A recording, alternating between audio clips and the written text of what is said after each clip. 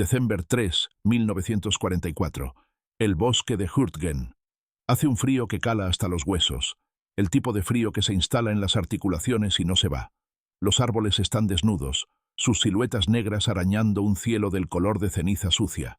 La niebla cuelga baja como un fantasma que se niega a elevarse. En la distancia, la artillería retumba con un ritmo constante como el latido de un gigante. Dentro de un tanque M4 Sherman estacionado detrás de un muro de ladrillo destrozado, un joven artillero llamado Harlon Vickery se inclina sobre la mira de su cañón de 75 mm. La torreta del tanque no está orientada hacia adelante. Está girada 180 grados, apuntando hacia atrás. Su cargador lo mira de reojo y murmura: ¿De verdad vas a hacer esto de la configuración al revés? Harlon no responde. Su aliento empaña el vidrio. Sus dedos se tensan alrededor del mecanismo de disparo. Está quieto, escuchando. Entonces, a través de la niebla, surge una forma. Es un tanque Panther, alemán, pesado, letal. Está flanqueado por dos más, rodando lentamente por un camino embarrado como si fueran dueños del bosque. Harlon exhala. Un disparo. El proyectil de 75 mm atraviesa la quietud de la mañana, y un segundo después, el Panther líder estalla en llamas. Los otros dos tanques dudan, confundidos. No esperaban un disparo desde detrás de una granja derrumbada. No esperaban un Sherman, y mucho menos esperaban que un Sherman estuviera disparando como francotirador a larga distancia. Dentro de la torreta, el cargador jadea. El comandante grita: «¡Demonios, Vickery, le diste limpio!». Pero Harlon Vickery no celebra. Ya está ajustando la torreta, rastreando el segundo tanque. Porque esto no es solo suerte, es estrategia. Esto es lo que sucede cuando un chico de granja de Kentucky reescribe las reglas de la guerra blindada al girar su Sherman al revés y convertirse en un equipo de francotirador de un solo hombre.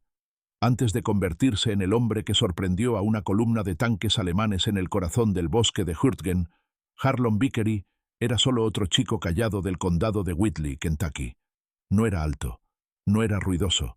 No creció alrededor de tanques ni siquiera de autos. Creció arreglando tractores. Su padre tenía una pequeña granja. Su madre era maestra de escuela. Y como tantos jóvenes después de Pearl Harbor, Harlon se alistó en el ejército de los Estados Unidos, porque sintió que era lo correcto. Harlon entrenó en Fort Knox, Kentucky, donde fue asignado a la división blindada. Sus instructores notaron que tenía manos firmes, ojos agudos y una manera tranquila de pensar los problemas que la mayoría de los reclutas no tenía. Mientras otros disparaban por instinto, Harlon hacía matemáticas en su cabeza. Medía distancias, observaba el viento, calculaba. Cuando su unidad desembarcó en Francia en agosto de 1944, la guerra había cambiado. Los estadounidenses habían salido de Normandía. Los aliados empujaban hacia el este, llevando a los alemanes de regreso a su propia frontera. Pero ahora venía la parte difícil: avanzar por un terreno que favorecía enormemente la defensa. Colinas, bosques densos, caminos estrechos, país de emboscadas. Ahí es donde entraba el tanque M4 Sherman. El M4 era el tanque de batalla principal de Estados Unidos. Más de 49.000 fueron construidos durante la guerra, convirtiéndolo en uno de los tanques más producidos de la historia. Pero el Sherman tenía problemas serios. Su cañón de 75 mm luchaba por penetrar la armadura alemana a largo alcance. Su blindaje era delgado comparado con los tanques alemanes Panther y Tiger. En combate directo, los Shermans a menudo estaban superados en potencia de fuego. Los soldados bromeaban que era un Ronson, nombrado así por el encendedor de cigarrillos, porque se encendía a la primera, cada vez. Aún así, el Sherman tenía ventajas. Era rápido, fácil de reparar, y cuando se usaba inteligentemente, especialmente en grupos coordinados, podía abrumar al enemigo.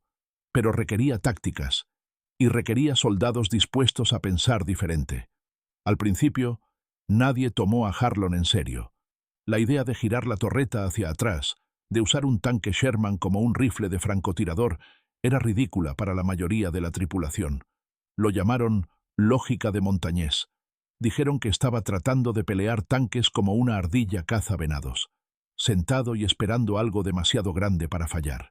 El sargento Corbin, el comandante del tanque, dejó claro: Este no es el tipo de guerra donde puedes sentarte y apuntar bonito. Ves un panther, disparas rápido, o estás muerto más rápido. Pero Harlon no se echó atrás. Siguió pensando, dibujando bocetos, haciendo cálculos en su libreta. Ángulos de elevación, caída del proyectil sobre distancia, espesor de blindaje estimado en ángulos oblicuos. Estudió las capacidades del cañón M3 de 75 mm en el Sherman, especialmente cuando disparaba proyectiles perforantes de alta velocidad, conocidos como HEVAP. Estos proyectiles podían penetrar hasta 120 milímetros de blindaje a 500 yardas, pero su efectividad caía drásticamente con la distancia. Una tarde de mediados de noviembre, Harlon hizo su movimiento. Pidió a Rizzo, el cargador, que lo ayudara a realizar una prueba privada. Se escabulleron temprano la mañana siguiente durante una asignación de patrulla. En lugar de tomar la posición frontal usual, Harlon los hizo retroceder hacia un parche de árboles con vista a un pequeño campo. Giró la torreta hacia atrás, ajustó la elevación y esperó. A través de la niebla apareció movimiento. No tanques, solo un par de motocicletas alemanas en reconocimiento. Aún así, Harlon las rastreó a través de la mira, siguiendo su arco perezoso a través del claro. No disparó. No valía la pena revelar la posición, pero algo hizo clic. El disparo estaba ahí. Podría haberlo tomado. Al día siguiente, todo cambió. Un solo tanque, alemán, probablemente un Panther solitario, fue avistado cerca de la cresta al oeste de Schmidt. Había estado acosando las líneas de suministro, disparando desde larga distancia y desapareciendo antes de que las unidades estadounidenses pudieran responder. Corbin, medio en broma, se volvió hacia Harlon. ¿Todavía crees que esa táctica de ardilla tuya funciona? Harlon asintió. Entonces sube ahí y demuéstralo. Harlon eligió una posición cerca de un claro fuera del sendero Cal, un camino embarrado y estrecho. Retrocedió el Sherman hacia la maleza, torreta hacia afuera, y esperó. La niebla rodó espesa. La visibilidad cayó a menos de 100 yardas. Y entonces sucedió. Un panther apareció en su campo de visión, solo la punta de la torreta cortando la niebla como la aleta de un tiburón. Harlon no esperó a que se despejara completamente. Ajustó, respiró y disparó. El proyectil de 75 mm atravesó los árboles y golpeó certero. La explosión iluminó la niebla como un rayo. Las llamas lamían hacia arriba. Un tripulante alemán salió arrastrándose, dejando un rastro de humo. La muerte fue confirmada. Largo alcance, primer disparo, torreta al revés. Nadie se rió más. Ese único disparo no solo destruyó un tanque, reescribió lo que un Sherman podía ser. El bosque de Hürtgen no era solo un campo de batalla. Era un matadero que se extendía por 50 millas cuadradas de bosque denso y enmarañado cerca de la frontera alemana. Era donde los sueños estadounidenses de una victoria rápida iban a morir. Niebla, minas, artillería tan constante que se convirtió en parte del aire. Más de 33.000 bajas estadounidenses serían registradas en ese bosque. En noviembre de 1944, Harlon Vickery y su tripulación fueron lanzados directamente a él. Las órdenes llegaron: mantener el sendero Cal y avanzar hacia el pueblo de Schmidt. Era un camino estrecho, poco más que una cicatriz embarrada que serpenteaba a través de barrancos y colinas. El enemigo tenía la ventaja del terreno alto. Los árboles estaban cableados con trampas explosivas. Los cañones alemanes de 88 mm estaban ajustados en las curvas del sendero. Harlon encontró su punto cerca de la cresta sobre el arroyo Weiserweh. El terreno allí caía bruscamente, creando un embudo natural. Para pasar, los blindados enemigos tendrían que girar y cruzar terreno expuesto. Harlon propuso establecerse en una posición camuflada cerca de la línea de árboles. Torreta invertida, casco ligeramente angulado para proteger su blindaje trasero más débil. Corbin dudó. Esto es un Sherman, Vickery, no un maldito rifle sobre orugas. Lo sé, respondió Harlon, pero si tratamos de pelearles de frente, nos cortarán por la mitad. Después de horas de tensa discusión, Corbin cedió. Una oportunidad. Si fallas, corremos. Se movieron a la posición antes del amanecer. Estacionaron el C-113 en una depresión detrás de una pila de árboles caídos. Vickery alineó el cañón de Minosmosten 75 mm hacia el claro, calculando el ángulo para cuando el enemigo cruzara la colina. Y entonces esperaron. Horas pasaron. Entonces, movimiento. Comenzó con un rugido bajo, profundo y mecánico.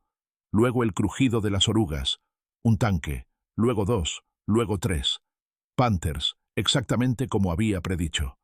Emergieron de la línea de árboles como depredadores. Elegantes, oscuros, mortales. El tanque líder se detuvo para escanear el área, su torreta girando lentamente. Solo unos pies más y expondría su placa lateral, la parte más débil del blindaje. Harlon no respiró. No habló. Ajustó sus miras con la precisión de un cirujano. Objetivo fijado. Susurró. Disparó. El Sherman retrocedió con el retroceso. El proyectil atravesó la niebla y golpeó el costado del Panther con un estruendo ensordecedor, seguido de una erupción de llamas. La torreta voló hacia arriba. El tanque se tambaleó, y humo negro se disparó hacia el cielo. Los otros dos Panthers giraron sus torretas a la izquierda, buscando la fuente, pero Harlon ya se estaba moviendo. Hizo que Rizzo recargara, ajustó las miras y disparó de nuevo. El segundo disparo golpeó el suelo cerca del segundo tanque, levantando tierra y humo. El tercer Panther abrió fuego, pero demasiado tarde. Corbin aceleró el motor, sacando el Sherman de su escondite y detrás de un terraplén cubierto de árboles. Dos impactos, una muerte confirmada, y los Panthers ahora disparaban ciegamente en la niebla. Era caos. Corbin llamó por radio. Blindaje enemigo comprometido. Una destrucción confirmada. La configuración de francotirador de Vickery está funcionando. Repito, funcionando. La respuesta del cuartel general fue de incredulidad, pero no importaba. Los tanques se estaban retirando. 26 de noviembre de 1944. Fue el día que el bosque explotó. Los alemanes, desesperados por mantener la línea antes de que los aliados alcanzaran el río Roer, lanzaron una contraofensiva a lo largo del sendero Kahl y hacia las aldeas de Kommerscheid y Schmidt. La infantería estadounidense estaba siendo martillada por artillería, inmovilizada por ametralladoras atrincheradas. Los tanques Panther avanzaban por caminos estrechos llenos de trampas, apoyados por morteros y proyectiles que estallaban en los árboles.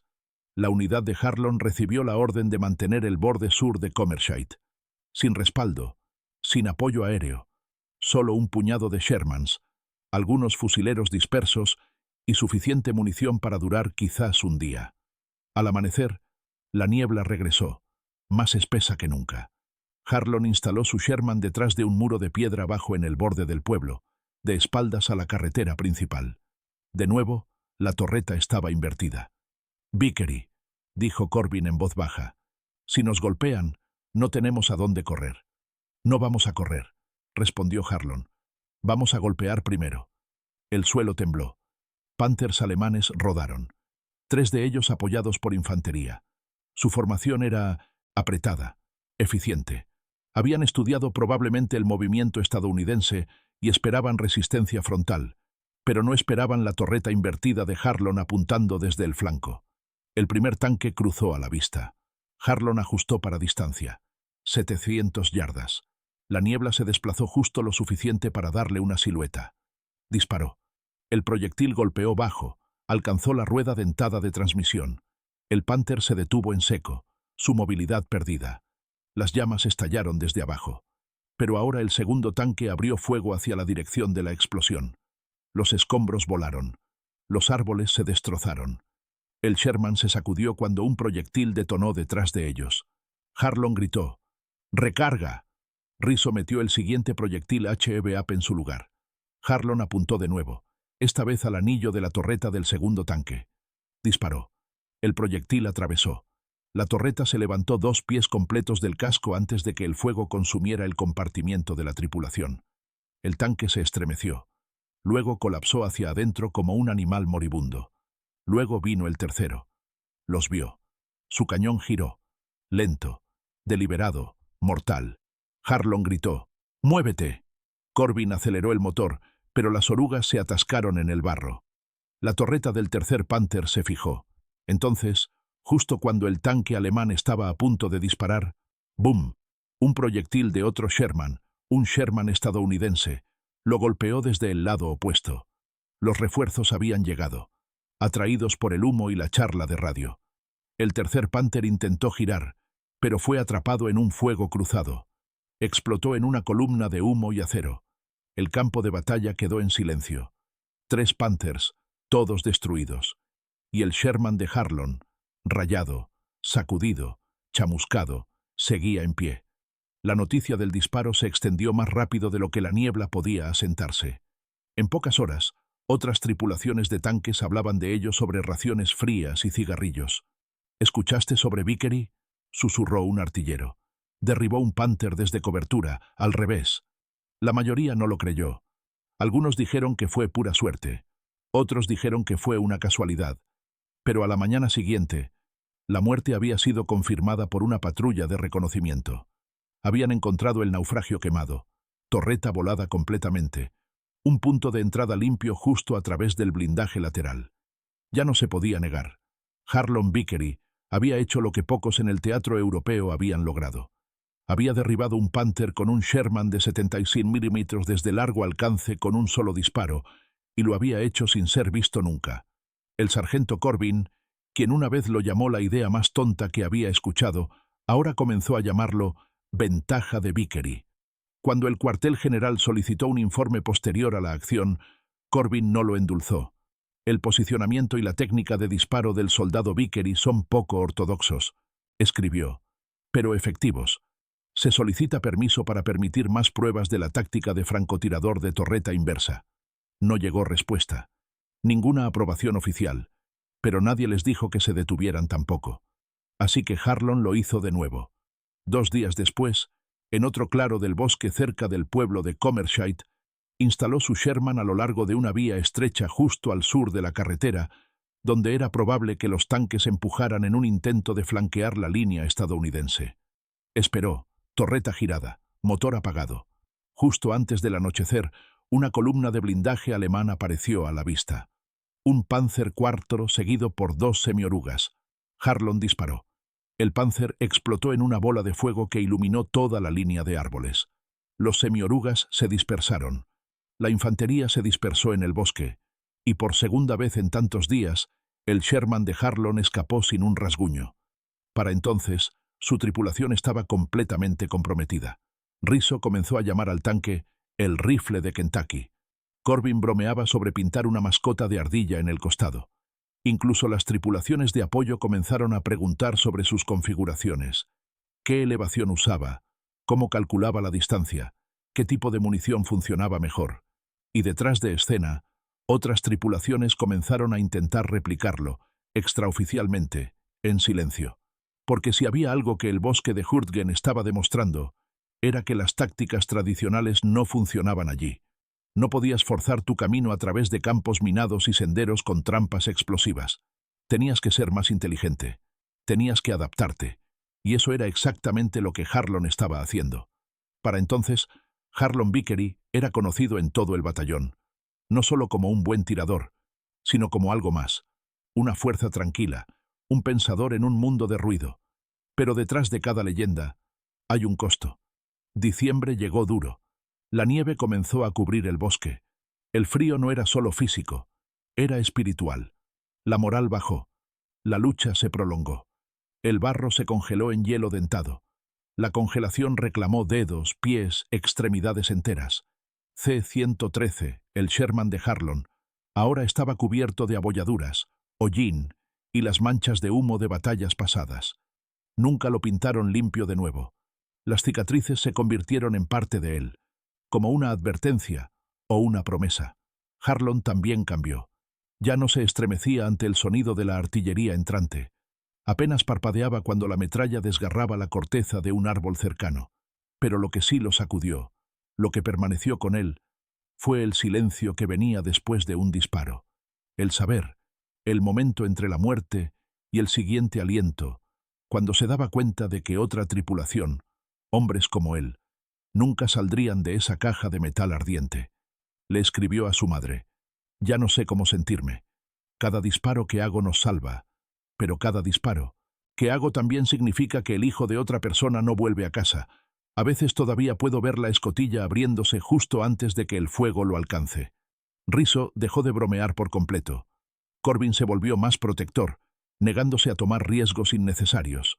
Y Harlon comenzó a llevar consigo una foto de su hermana menor, Lea, de 8 años, con el cabello en trenzas, sonriendo frente al mismo tractor que él solía reparar en Kentucky. La pegó con cinta adhesiva dentro de la torreta justo encima del telémetro. «Algo para recordarme por qué estoy disparando», dijo, pero incluso con el peso emocional, nunca dejó de adaptarse. En un enfrentamiento cerca del pueblo de Bergstein, usó elevación por primera vez, estacionando el Sherman en una pendiente, disparando hacia abajo a un tanque Tiger que se acercaba desde un camino debajo. El disparo atravesó la placa del motor trasero. Un disparo, una muerte. No por arrogancia, por necesidad, porque cada proyectil que disparaban tenía que contar. Para entonces, los oficiales habían dejado de cuestionarlo. De hecho, habían comenzado a asignarle silenciosamente roles de observación avanzada, no para explorar el terreno, sino para establecer zonas de muerte para sus tácticas de francotirador. Incluso trajeron a una segunda tripulación para aprender directamente de él. Pero Harlon no se veía a sí mismo como un maestro. Todavía se veía a sí mismo como afortunado. Todavía se veía a sí mismo como el chico de granja, solo tratando de no hacer que mataran a sus amigos. Una noche después de su 20ª misión, Corbin le preguntó, «¿Qué pasa cuando termine esta guerra?» Harlon miró sus manos, callosas, quemadas en lugares por casquillos calientes. «Supongo que vuelvo a casa», dijo. «Arreglo tractores de nuevo.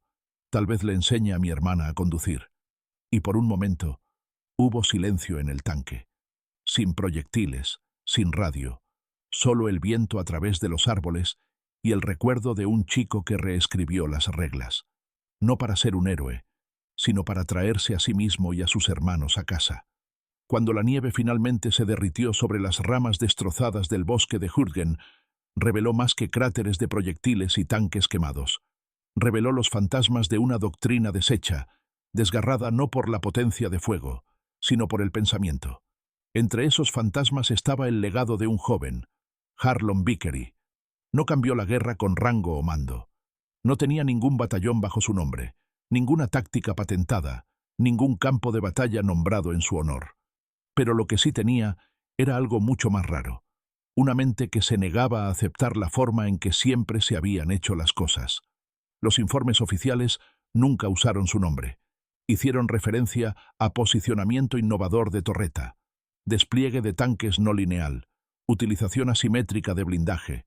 Pero las tripulaciones que regresaron vivas no se preocuparon por ese lenguaje.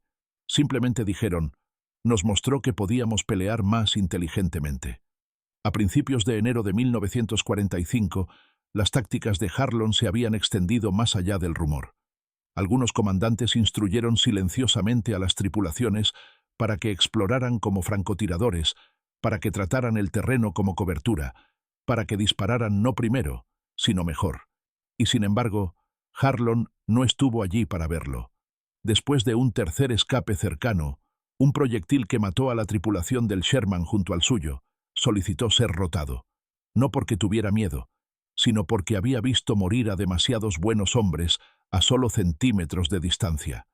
Había demostrado lo que vino a demostrar, así que lo dejaron ir. Cuando bajó del tren de regreso en Kentucky en la primavera del 45, nadie saludó, nadie vitoreó. Su hermanita corrió y lo abrazó. Su padre le entregó una llave inglesa. Su madre puso otro plato en la mesa. Y eso, Harlon siempre dijo, fue la mejor clase de bienvenida. Nunca construyó una carrera a partir de lo que hizo. Nunca escribió un libro. Nunca se llamó a sí mismo francotirador. Pero si pasabas por la casa de los Vickery en los años 60, podrías haber visto un viejo proyectil de guerra en la repisa de la chimenea, pulido, vacío, inofensivo. Y si hubieras preguntado sobre él, sonreiría y diría, ese es el que me dejó volver a casa. Es fácil en retrospectiva glorificar la guerra a través de números. Tanques construidos, batallas ganadas, enemigos derrotados. Pero historias como la de Harlon Vickery nos recuerdan que la guerra no se trata de volumen. Se trata de decisiones, microdecisiones, riesgos tranquilos y calculados tomados por hombres que nadie nota hasta que es demasiado tarde para olvidarlos. Harlon no ganó a través de la potencia de fuego. Ganó a través de una negativa a aceptar lo obvio. Hizo una pregunta que nadie más tuvo el coraje o la locura de hacer. ¿Qué pasa si giro la torreta? Y en esa pregunta vivió la semilla de todo lo que siguió. Vidas salvadas, mentes cambiadas y una nueva forma de pensar nacida no de un libro de texto, sino de las entrañas de un joven asustado en una caja de acero. Tal vez ese sea el verdadero legado de soldados como él. No el número de muertes, sino el número de vidas que no tuvieron que morir. Porque un hombre decidió mirar el campo de batalla al revés.